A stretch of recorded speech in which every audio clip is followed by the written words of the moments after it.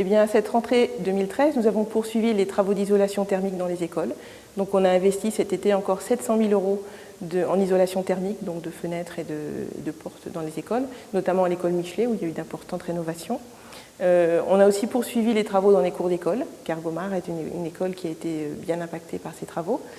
On a aussi nos travaux dans les restaurants scolaires qui continuent. On a la moitié des restaurants scolaires qui ont été rénovés depuis 2008. Là, il y en a encore 3 qui seront rénovés cette année. On a Chauffour-Pergaud qui seront concernés, Vallès et Seignobos.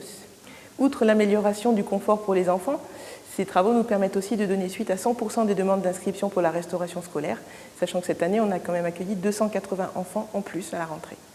On a aussi d'autres nouveautés qui vont se dérouler par rapport à cette ouverture du portail famille. On a les familles qui vont avoir la possibilité de modifier les inscriptions de leurs enfants à la restauration scolaire 7 jours avant et dans les garderies et les études 48 heures avant en ligne depuis leur domicile. À partir de novembre 2013, elles pourront aussi régler leurs factures en ligne sur le site de valence.fr avec un code qu'on va leur envoyer au mois d'octobre.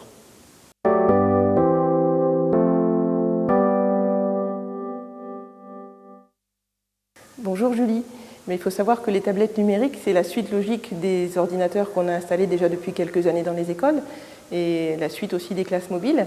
Les tablettes permettent aux enfants de réagir avec interactivité autour de cette tablette. Ils sont 5 autour d'une table à utiliser leur tablette. Ils ont différents outils pédagogiques qui leur permettent d'apprendre à compter, d'apprendre à lire, à reconnaître des objets et d'apprendre aussi à s'exprimer. On a déjà doté 3 écoles maternelles en tablettes l'année dernière.